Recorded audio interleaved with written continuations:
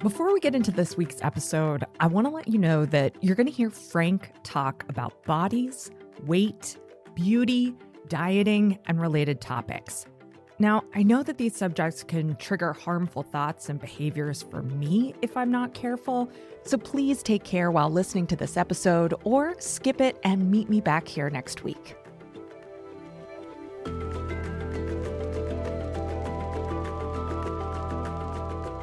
My first memory of recognizing that my body should be controlled is from when I was 11 or 12 years old.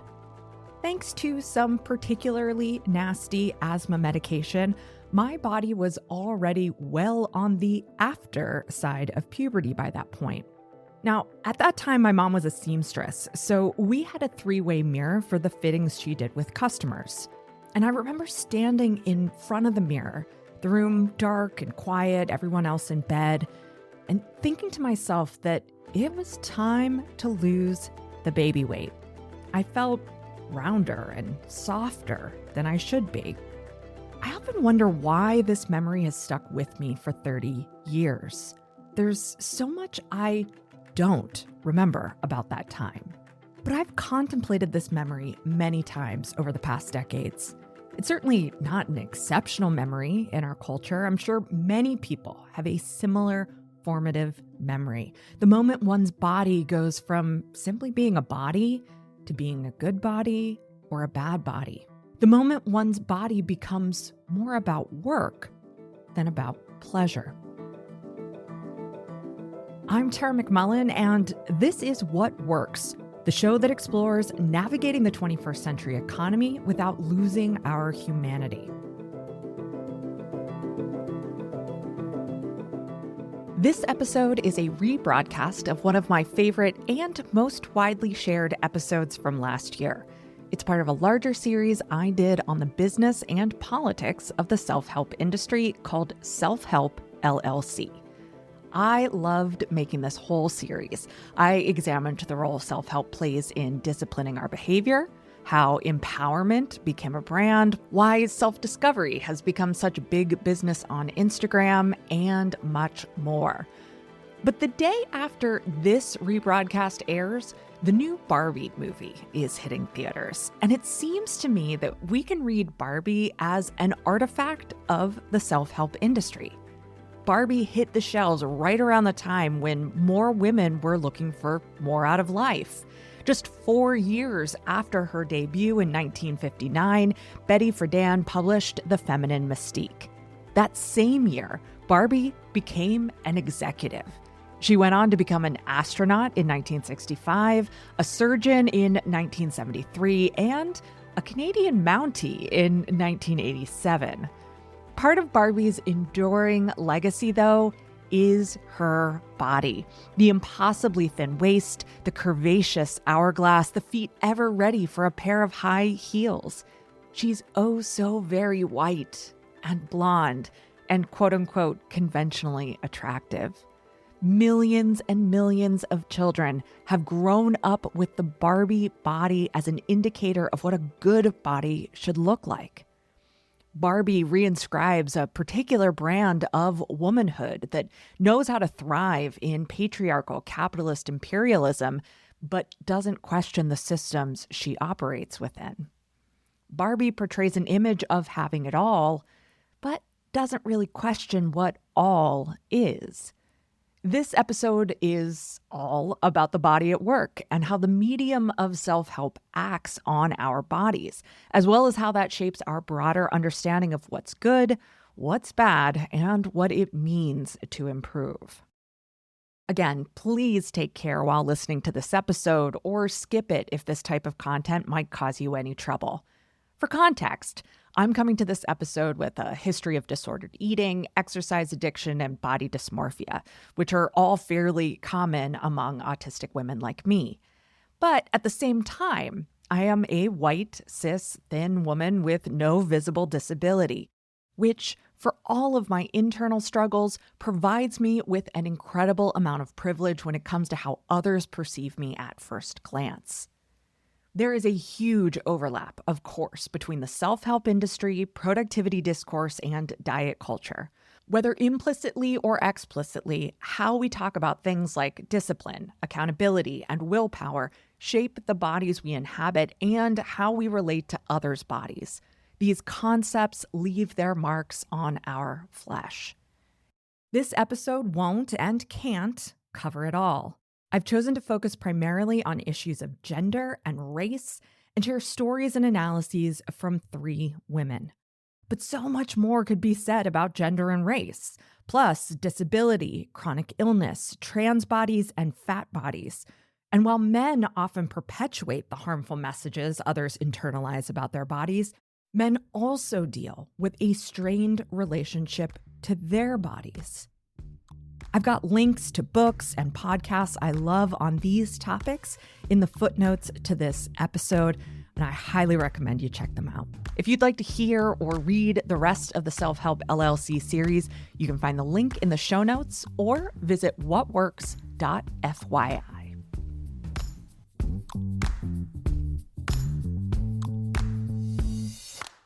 Body modification has probably been with us as long as human bodies have been around. We pierce, we tattoo, scar, elongate, shave, bind, and stretch our bodies. Different cultures practice body modification in different ways and for different reasons. The history of body modification teaches us that there is no one right way to have a body. What a good body looks like and does changes over time and across the globe. Any impression we have of what we're supposed to look like is necessarily located in time and place, and that impression can change fast. In other words, the impression I have of what my body should look like is located in white American culture in the late 20th and early 21st centuries. The impression you have is located where you are, the culture you're in, and the time when those impressions were forming. Not only are our criteria for judging whether a body looks good or not constrained by time and place, our sense of what's normal is constrained as well. There is no normal when it comes to health, appearance, or ability. Any fixation on being or looking normal is a fixation on a fiction that's designed to create in-groups and out-groups. And often, normal creates a moral framework that defines good and bad.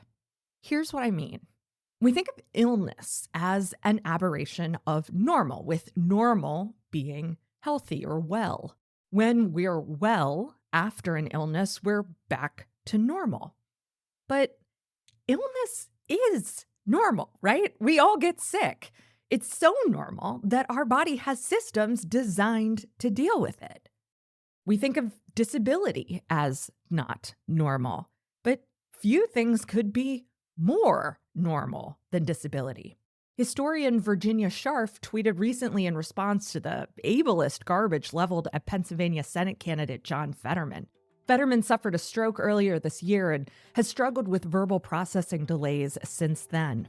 Scharf wrote, "As a historian of mobility, here's what I know about accommodating disability.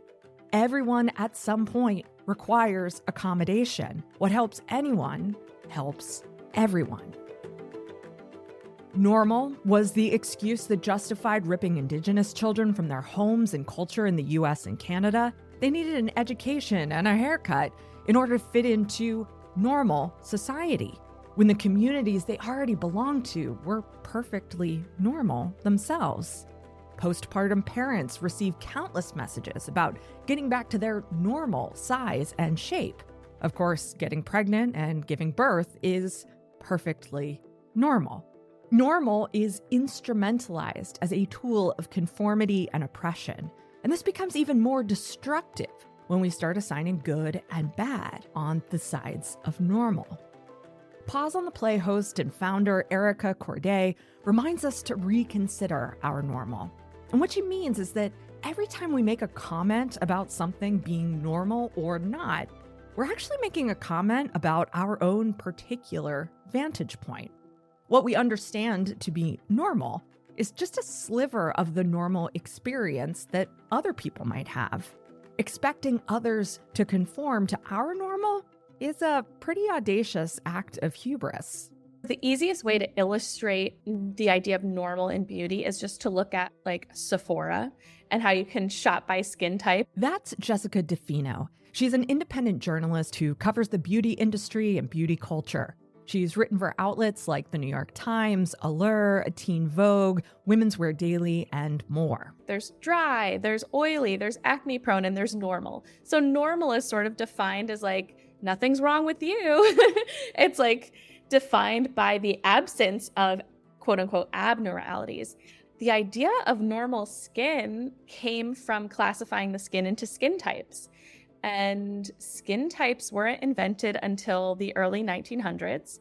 And this concept was not invented by a dermatologist or anyone with any special knowledge of the skin, but rather by a beauty brand founder who was marketing. And it was Helena Rubinstein. And she was the first one to categorize skin as either dry, oily, or normal. And this was to market her moisturizer. So what she was doing there, she was positioning like exceedingly common things like dry patches and oil productions. Like these are features of normal human skin as abnormal, turning them into problems to be solved, and really being one of the pioneers of industrialized, standardized beauty. And so what I think is important to note here is like, there's nothing abnormal about dry skin that affects like 70% of the population. There's nothing abnormal about oiliness. It's very common. There's nothing abnormal about acne. This is how the skin communicates with you. Like if your skin is alive and functioning, it's gonna have some stuff happen to it. You're gonna get wrinkles. You're gonna get a blemish. This is all normal. And I think the beauty industry, specifically the skincare industry, makes a lot of money by telling us it's not. Then, so you get the other side of the coin, which is this idea of normalization. So normalizing things that are abnormal, especially when it comes to beauty standards. So my favorite example of this, like a really easy way to visualize this for me is, okay, one of my like favorite trashy things to watch is the Bachelorette series. So go look up pictures of the Bachelorettes from the first season of The Bachelor and the Bachelorettes now. And you can see what 20 years has done to the baseline standard of beauty. So you look at these bachelorettes from the early 2000s, and they were beautiful women, but they looked sort of normal. But none of them would be on today's version of The Bachelor, you know? Like they're not as thin. They don't have the fake boobs. They don't have the fake butts. They don't have the Botox. They don't have the injectables. They don't have the plump lips. I think it's really fascinating to just look at those two groups 20 years apart and see how we as a society are now defining like beautiful people. And the more normalized these certain behaviors are, say, injectables and surgery, the more that normalization raises the baseline standard of beauty. I sort of think of it as aesthetic inflation. I'd like to just pause and honor that phrase, aesthetic inflation.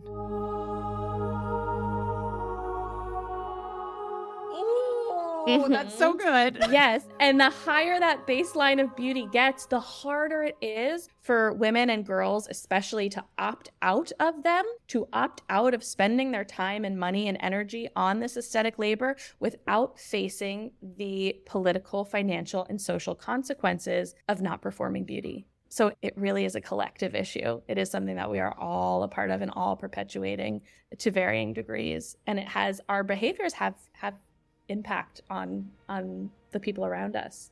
We can think of it this way. You are no doubt familiar with how much more you're paying at the grocery store than you were, say, a year ago. Or you're familiar with how much less or lower quality you're buying to keep the bill the same. That's because of financial inflation, which I discussed with NPR's Stacey Vanek Smith earlier this year. We need more dollars to achieve the same buying power, more dollars to attain the same value of goods. What Jessica is saying when it comes to aesthetic inflation is that our time, energy, and money don't go as far as they used to when it comes to how we present ourselves. The expectations are constantly changing and rarely, if ever, lessening. We've normalized eyelash extensions, highlighted hair, painted fingernails, Botox, grueling workouts, and starvation diets. And that means we have to devote more and more of our resources just to keep up. Aesthetic inflation, just like financial inflation, hits some people harder than others. The farther someone finds themselves from quote unquote normal, the more they likely feel the need to compensate. I asked body confidence influencer Tiffany Ima about that. The most marginalized person is probably going to be a dark-skinned Black person who is fat. That's probably going to be the most marginalized person. And especially if they have even more intersections, like maybe they're in a disabled body. So the more intersections you have, the more marginalized you are as a person. And we as individuals, specifically what I did was like, okay, I'm already a dark-skinned woman. Like I can't be fat, so I need to be as skinny as possible. I need to get closer, as like a little bit closer to Eurocentric standards, so that I can get further ahead in life.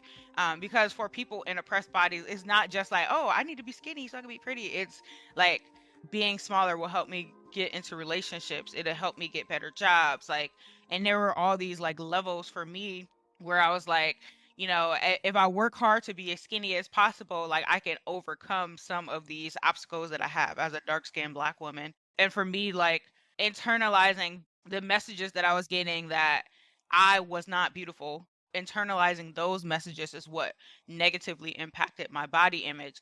And I felt like I really needed to work as hard as possible to move to separate myself from those messages. So I wanted to, I wanted to try to be the Black woman that's different. What Tiffany describes is an onerous amount of labor, aesthetic labor. The amount of work, energy, and money required to compensate for the ways in which one's body has been marginalized are untenable. And what's more, there is never enough work on the body that satisfies the systems that insist on it. It's not that our own appetite for a certain aesthetic is insatiable. It's that the systems we live in insist on insatiable demands. But that's America, right? We valorize hard work at any cost.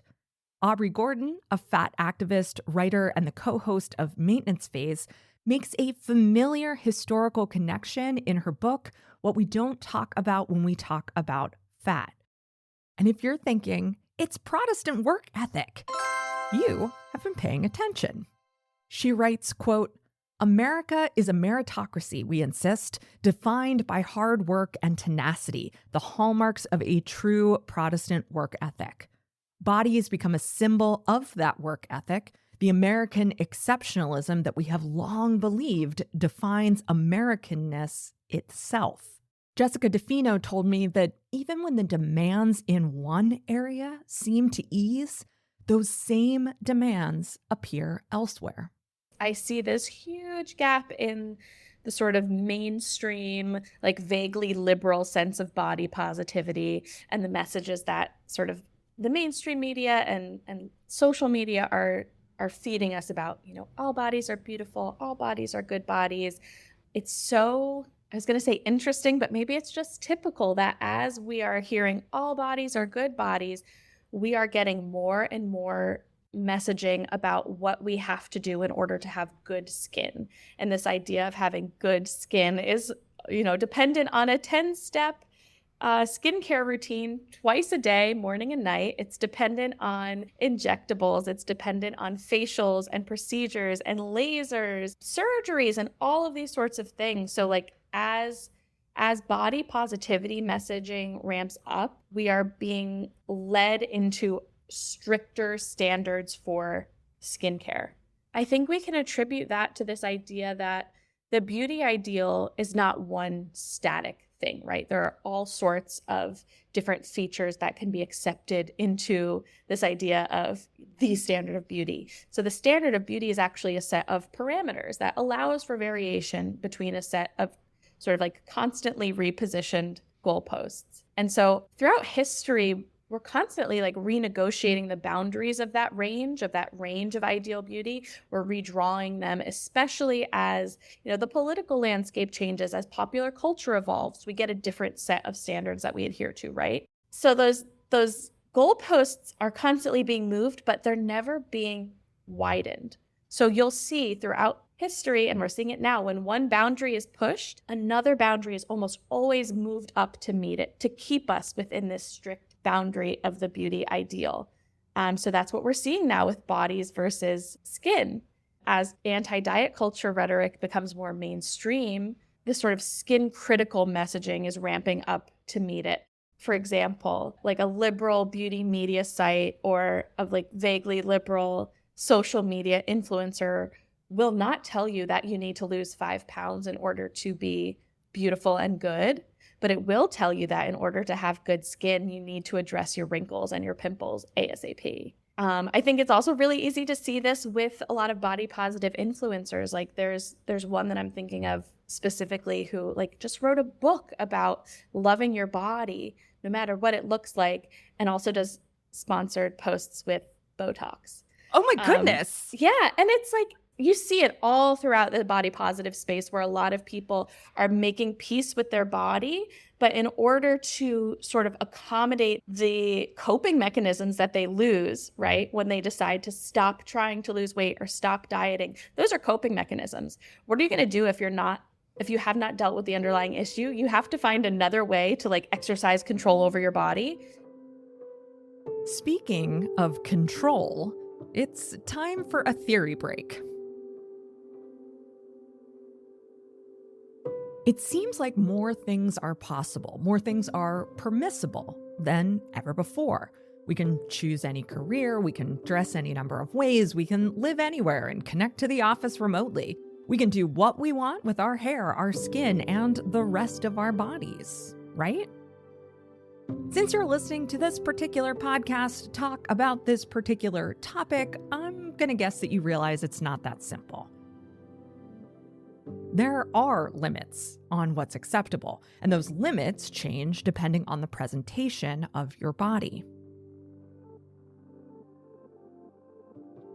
Guy Deleuze, a 20th century philosopher, argued that all those messages about freedom, pleasure, and purpose we receive on the regular are merely a facade for a society of control.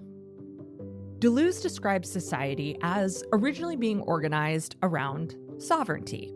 There was a ruler of one sort or another who made the rules, and then there were those who must live by those rules or risk severe physical punishment.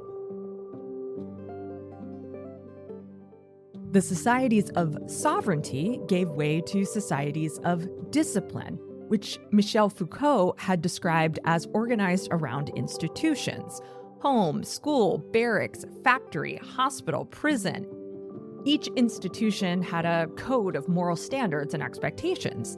If you transgressed, the institution would punish you through rehabilitation. You'd be sent to the principal's office, put on a performance improvement plan at work, or given undesirable duty assignments in your battalion. Okay, so societies of sovereignty, the king, priest, chief, earl makes the rules. If you break one, you might lose your hand. You avoid breaking the rules because you fear for your life. In societies of discipline, the institution creates a standard for conduct. If you venture outside that standard, you're kept in line by an unpleasant rehabilitation process. You avoid breaking the rules because, well, you want to avoid that unpleasantness or shame. And that's where Foucault left things. But Deleuze added a postscript with a third type of society. Deleuze describes societies of control. In a society of control, the boundaries between institutions break down. There's no difference between school, home, work, barracks, or church anymore. Institutional codes of conduct become meaningless because those institutions are now boundless. Instead of the institutions, we now have what's represented as the ultimate freedom. Society is tolerant, accepting, inclusive. Except, of course, that it's not. We've completely internalized the standards of conduct. We police ourselves and others. We're constantly under surveillance, whether through anxious self-monitoring, the gaze of our neighbors or coworkers, or the bits of code that follow us around wherever we take our devices. We don't need punishment. We punish ourselves. I gotta tell you, when I first encountered Deleuze's thoughts on societies of control, my mind was blown. Deleuze wrote his postscript on the societies of control in 1990, and he died in 1995. So philosophically speaking, his work was fairly recent. But it was well before internet culture lit up our society of control like a flashing neon sign. Now, I'm really interested in how the notion of surveillance and self-monitoring appear in the medium of self-help. After all, the self-help industry is exhausting. If you tried to follow even a fraction of the advice out there simply wouldn't be time for anything else. Now, Mickey McGee picks up on this too. She writes, quote, "Competent, capable, and rational adults shape their bodies and themselves. They whip themselves into shape, carefully warding off infantile incapacity and vulnerability in a vision of autonomous self-making. Mind is master, body is slave." Stephen Covey, Tony Robbins, and Helen Gurley Brown, and a host of others in best-selling diet and exercise manuals offer an image of mind over matter where the body is controlled by willpower or self-hypnosis. Now, I could pick out any number of egregious examples to demonstrate McGee's point here. But I haven't been able to get one particular example out of my mind since I first read it. And that was how best-selling author Rachel Hollis talks about the body in her book, Girl, Stop Apologizing. Her take is blatantly ableist, unscientific, misogynist, and moralistic. And yet, it's really no different than most of the cheerleading we encounter about controlling our bodies. She writes, "It is an offense to your soul to continue to treat yourself so badly." Now, what she's referring to here is not negative self-talk. It's not putting up with a bad relationship. What she's referring to is what she perceives as her readers' out-of-control eating, out-of-control weight, out-of-control inactivity. Hollis instructs the reader to work to control their weight. She continues, quote, "I had to study and go to therapy. I had to try out different workouts until I found some I love. I had to fight the urge to binge when I made slight deviations from healthy eating, and this habit took me years to adopt. I had to teach myself new coping mechanisms for stress. I had to figure out how weight loss works and discover that it's actually the simplest thing in the world. A million diets exist based on the idea that if they can confuse you or make you think that there is an easy way out, then you'll buy whatever they're selling. The truth is, it's the same now as it has always been. If the calories you consume in a day are fewer than the calories you burn off in a day, you will lose weight. The end." Woof. Let's pause and take a deep, cleansing breath after that.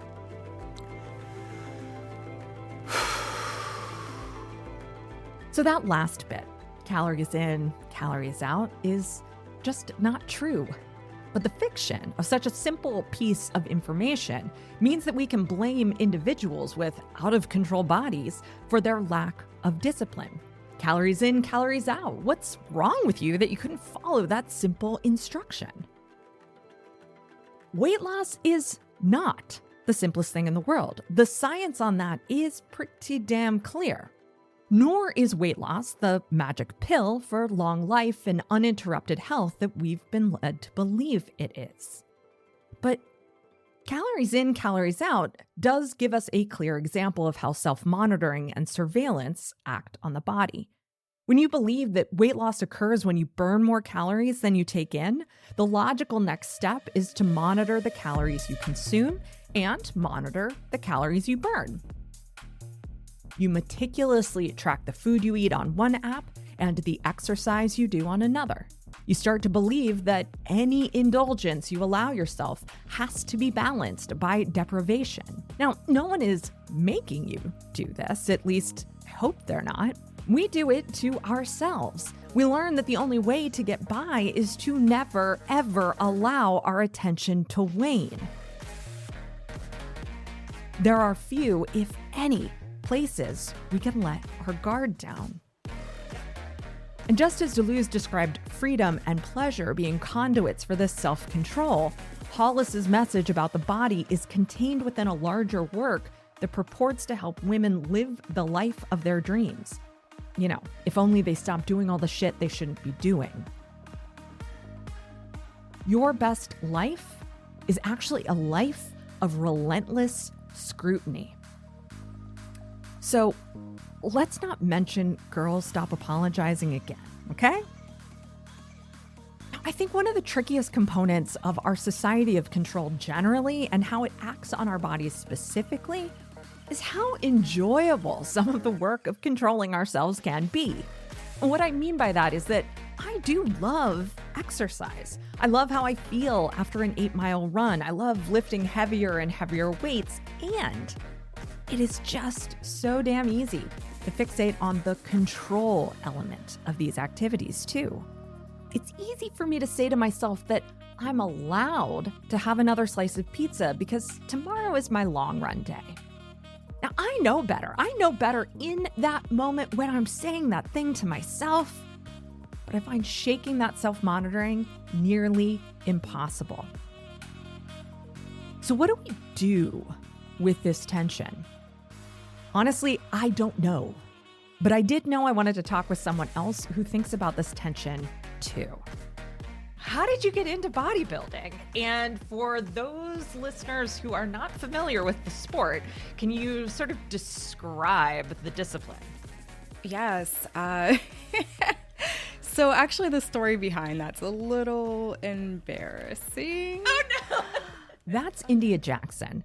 She's a brand strategist and the host of Flaunt Your Fire. She also helps lead the Pause on the Play community with Erica Corday, who I referenced earlier. I was going through a phase of my life where I was phasing out television.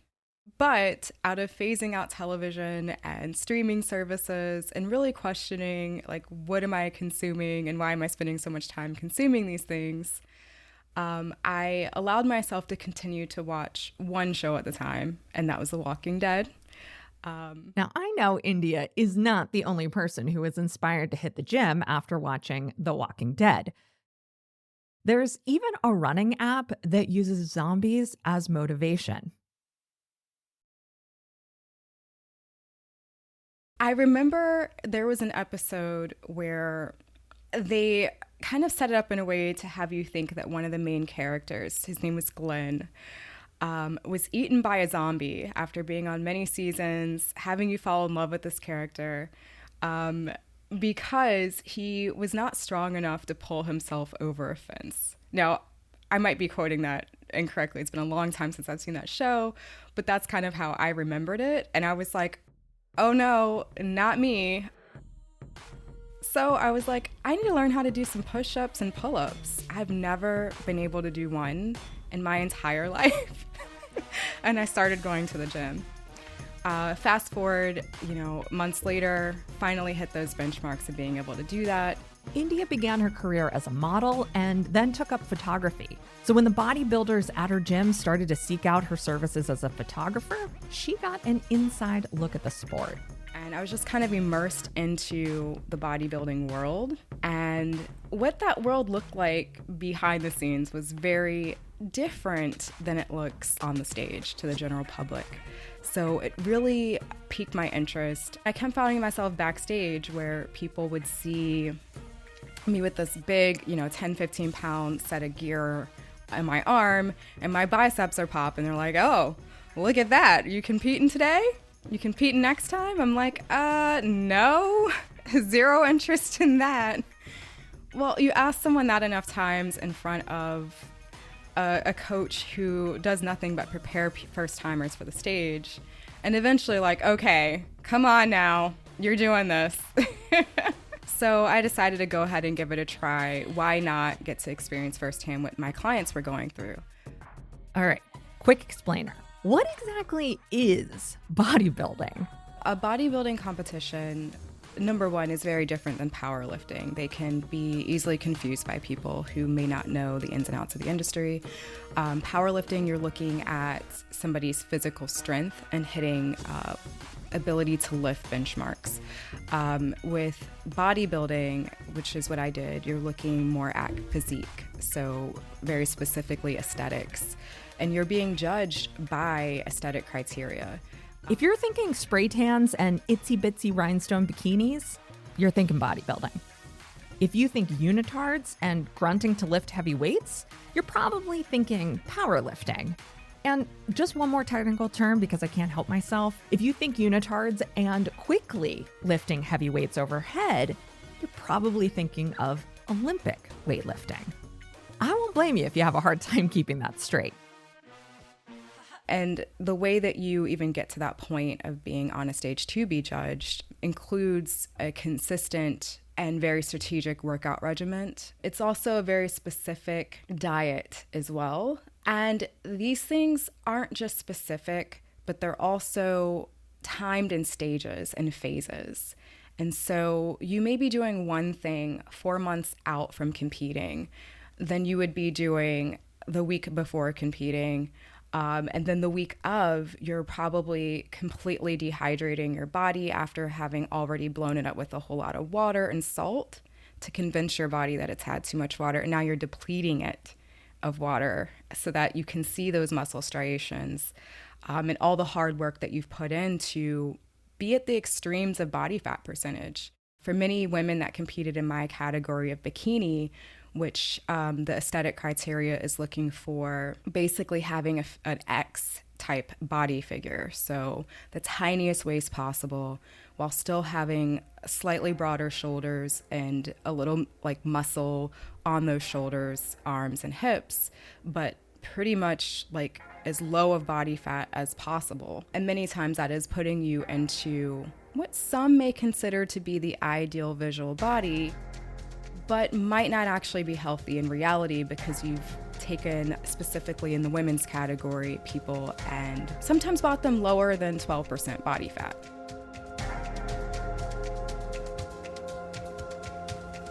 On one hand, bodybuilding celebrates women's capacity for strength. It creates a space in which women are not only allowed but encouraged to make their bodies bigger rather than smaller. But on the other hand, bodybuilding normalizes an ideal that is an aberration, the product of relentless hours of aesthetic labor in the gym, in the kitchen, and in front of the mirror. What's more, the sport judges performance on purely subjective aesthetic criteria. Here's how Danielle Friedman put it in her wonderful book about the history of women's exercise, Let's Get Physical. She writes, "The birth of women's bodybuilding revealed just how strong women could be when given the chance to train alongside men. But because bodybuilding was, at its core, a beauty contest, a sport whose end goal was aesthetic, it provided a social X-ray like none other for how the country really felt about women's physical strength. And how it felt was extremely ambivalent." I was at a point where I could squat way more than my body weight. I was stronger than most men in my life, but at the same time, I am being judged on how feminine do I look on the stage. Part of bikini is like very flirtatious. You're looking over your shoulder. Some people might even wink back at the judges. You know, you're in this tiny bikini that is the Brazilian style. So it's like, it's kind of leaning towards thong, but not quite there. You literally have to glue it to your body so that... Oh my God. I lie to you not. You have to glue it to your body so that when you do certain poses on the stage to be judged by, which are standard poses, nothing comes out that's not supposed to be showing on the stage. And so it's just a really interesting process to literally be judged based on solely that day of of how you look. And on the other side, to have gone through the experience, which many times for people is years of preparation, not just those 4 months of preparing for a show, but years of putting on muscle, that it is all coming to a judgment on one day. So yes, it's how you look, but it's also how much work you put in to looking that way. Now, bodybuilding as a sport is inherently gender essentialist. There is the male ideal and the female ideal. There is no gray area, no accommodation for disability, no recognition of different body types. Judges do not judge the participant on criteria relative to that participant, but on absolute terms. You compete as women's physique or men's physique. So what happens if you're someone who is trans and maybe has some testosterone variation there? What happens if you're someone who identifies as non-binary? There's no formal process for that. And you don't see that changing? I really hope it changes. As far as the people politics of what happens if someone is doing harmful practices and making their clients sick, are they still allowed to use this brand's name? Versus what happens with gender identity, or when do we revisit the testosterone level rules? That's a lot of gray area that isn't necessarily the top of the priority, or maybe there's not as much clarity from their experience and knowledge of what to do with it.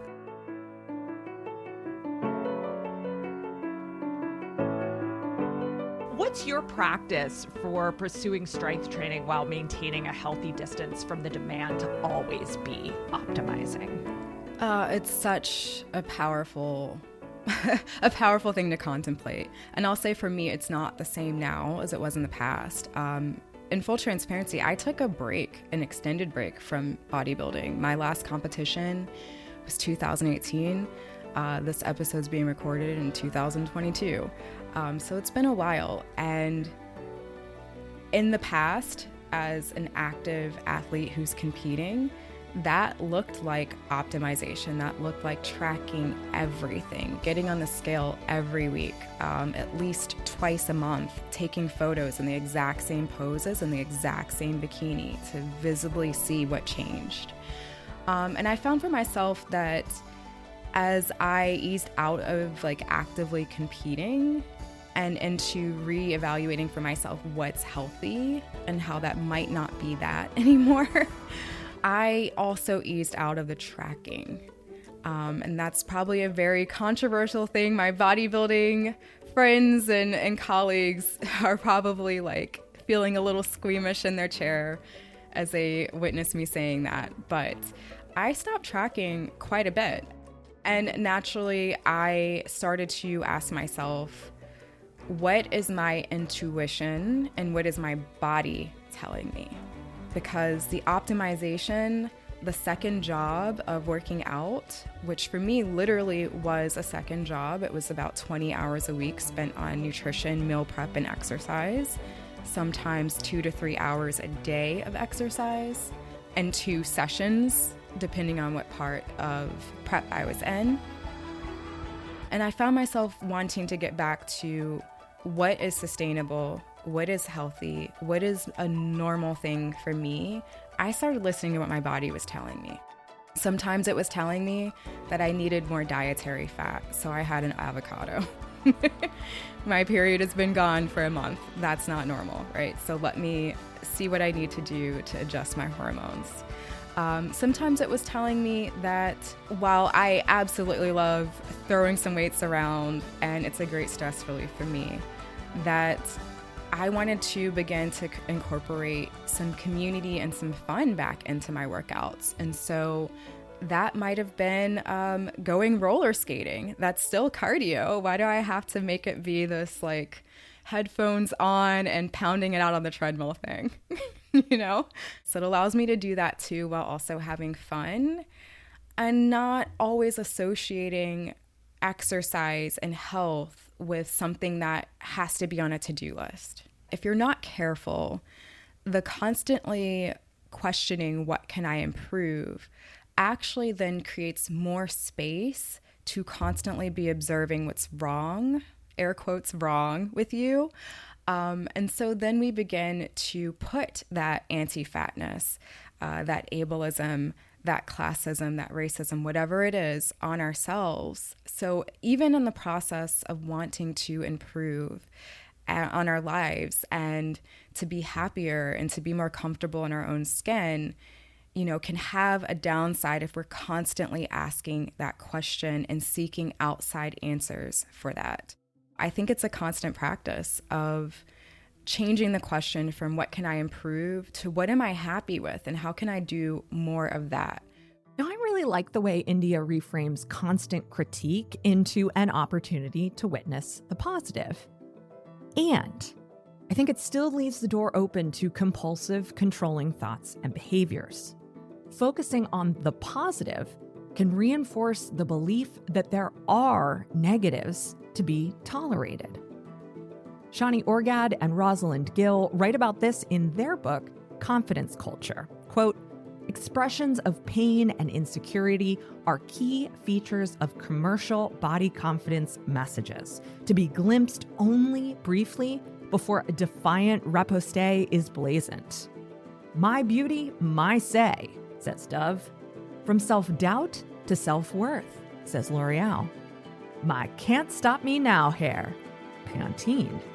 Now, these advertising slogans remind us that someone else has a say in whether we're beautiful, that self-doubt is a default emotion, and that there are some sorts of hairstyles that can make it easy to stop you.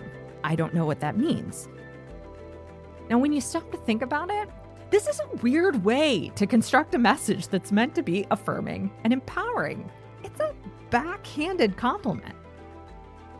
And as Orgad and Gill point out, these slogans put the burden on individual choice and consumer products, rather than fixing the systemic issues that made these problems in the first place.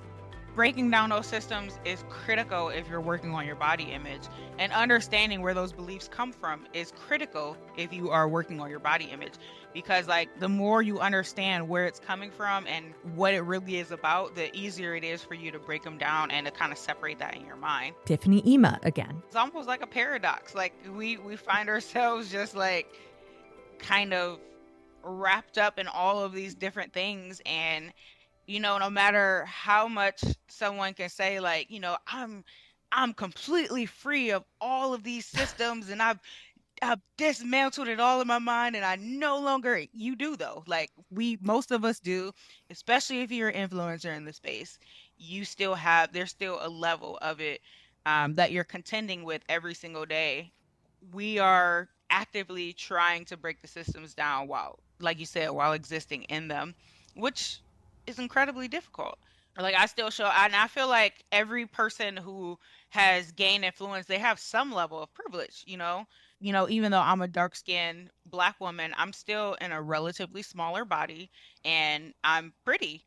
And so it's just being able to acknowledge your privilege and being able to say hey, I see that I'm still a part of this system is important. It's really important. You're going to keep facing these obstacles. You're going to keep getting hit with these same beliefs. And it can be hard to live in a world where you are met with all of these intersections of marginalization, and then you're trying to disband those beliefs for yourself. So for someone who is a fat Black person might have a harder time getting a job. And, actually living, the quality of life is actually diminished because of how you show up in this world. So there's all these layers to it. Now, as I said at the beginning, there is so much to be said on the topic of good bodies and how the medium of self-help interacts with the body.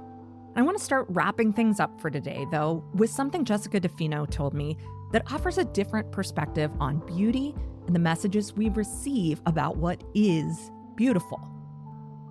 I see beauty as an inherently human craving, a human right. I see it up there with, beauty, freedom, truth, love. These are things that we as humans crave and we're constantly like drawn to and we're constantly working towards. And so what we're sold when it's industrialized is it's not beauty. We're sold this idea of beauty as this one-dimensional, purely physical thing that you can purchase and consume your way into. In reality, this like pie in the sky beauty that we really crave is not one-dimensional, it's multi-dimensional. It is not about just physical, it is about feeling. I compare it to art sometimes. So when you look at a piece of art and you think like, oh, that's beautiful, you're not just admiring like the $29.99 canvas that it's painted on. Like the canvas isn't really part of it. You're not just admiring like the color globs. That's not part of it. It's about the entire experience of the thing. It's about the feeling that it evokes in you. It's about your connection to it, your connection to the artist who created it. Like there's so much in that kind of beauty. That is the kind of beauty that we crave, right? And so we're sold this idea that beauty is actually like this physical thing that has to do with how many wrinkles you have and how big your lips are and, you know, how smooth your hair is. And so we chase that because we crave beauty. And it's never fulfilling because it's not the kind of beauty we actually crave as humans. And you sort of like retrain yourself to be attracted to the current beauty ideal because that represents power.